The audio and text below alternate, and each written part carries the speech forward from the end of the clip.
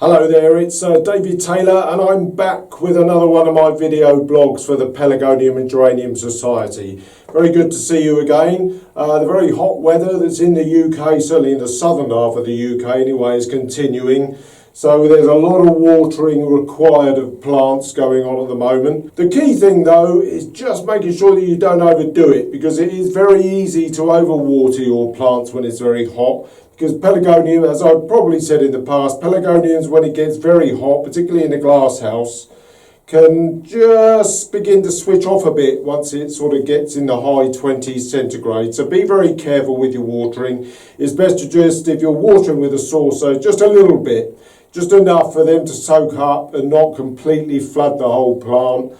So be very careful with your watering. That's a little note to think about. Now I'm going to go through a few things today. I've had requests to do a demonstration of root cutting and root cutting down, which is something you can do in the autumn. Exhibitors like myself generally do it now, about a month or so after the show season.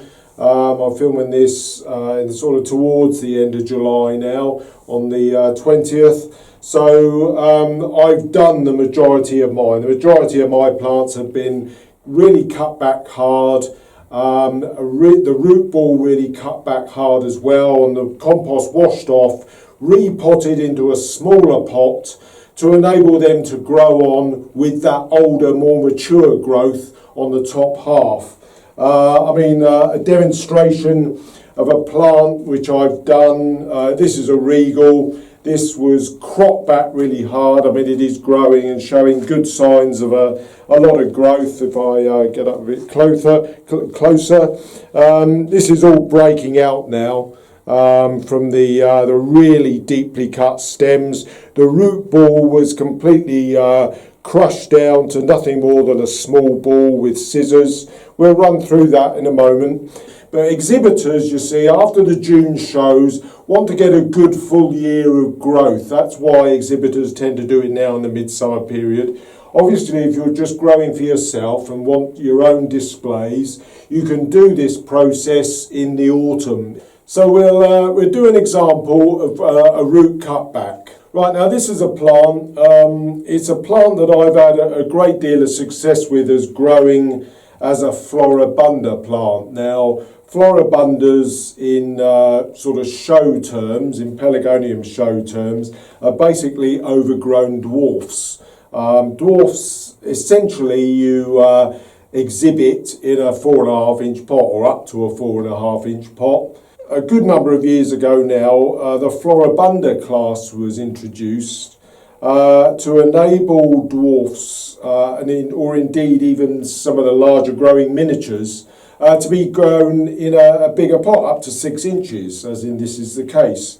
And over the years, I've bred a few zonals, and this one of Shrivenham Star has actually become one of the real good plants for growing as a floribunda. Does relatively well as a dwarf as well.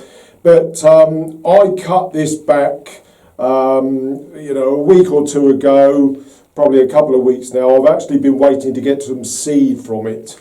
And something else that somebody's emailed me about, they would like to see me getting the seed out of a seed pod head. So I will, if I get time, I'll just quickly run through that. But this is a plant. This has now been cut back very hard. I mean, if I go close up, we're literally down to stalks. But we can already see lots of side shoots already beginning to break from the stems. And this is on the old root ball. Nothing's happened to this old root ball. This is in a 6 inch pot. The same thing, exactly the same thing would have happened to equivalent type plants in the 4.5 inch pot as a dwarf, an ordinary dwarf. But they would have probably been cut back even harder. To show you what I actually do to get this root ball as cut back to as small as possible, to grow it on in a smaller pot, to effectively start its life cycle again. That's ultimately what we're doing. This plant is, I can probably give you a bit of an idea. This is actually already 4 years old, this plant, so it's got the structure of a 4-year-old plant. But what we're actually trying to do is reinvigorate the plant by cutting its root ball back and grow into new fresh compost as almost like a young plant, but you've got the structure of a 4-year-old plant above it. And so all these side shoots are going to make a really stunning big plant, and this is the secret of good exhibition, to get a plant that's got reinvigorated at its root but has got the body to be able to carry real loads and loads of side shoots and really good flower in the following year. Right, now the first thing is obviously to get the pot off, which when a plant has been potted up for a long time, and sometimes I do them, this one actually hasn't been repotted for 2 years, 5th of August 16, so this really does desperately need doing. I wouldn't normally probably keep it in there, keep a pot in the same potting compost for 2 years, but you know, when you grow a lot, you know, some get left behind, and this one in particular has been probably left behind. So I'm hopeful that it's going to really reinvigorate this plant because it did very well this year. So if you go back and have a look in my show video for the national show, the Floribunda class, this was that plant. You probably wouldn't realise it now, but this plant actually won the class. But as you can see, it's had a very good haircut since. So all I'm going to do, the first thing that's very key is that you need to let it dry out. This is virtually bone dry, this plant. You want to let it dry out because you don't want to be doing this when the plant is very wet. And there we are. It's all quite nice and sort of clean. Got a lot of root at the base. And what I'm actually going to do is basically cut all this off. I'll just sort of home in a bit. And you can see me sort of doing this. Now, I've got a clean pair of scissors. I clean these scissors between every cutback. I'm making sure I'm particularly careful with my cleansing after my mealy bug issues earlier in the season. Not had any more troubles with that, but so it's a good opportunity as well to give the plant a good clean up, because you get lots of debris around the top of the compost here. So it's always worth giving it a really good clean out.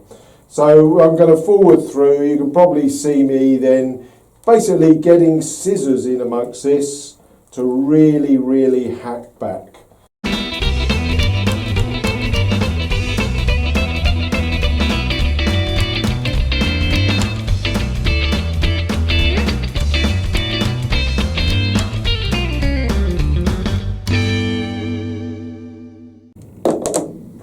Okay, so there we are. I've got that down to literally, well, about 3 inches deep.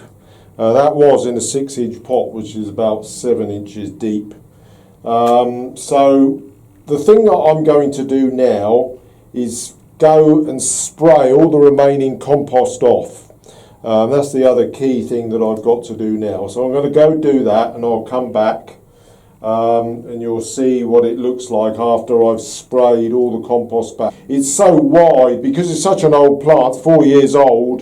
The base of it is, well, it's 3.5 to 4 inches across.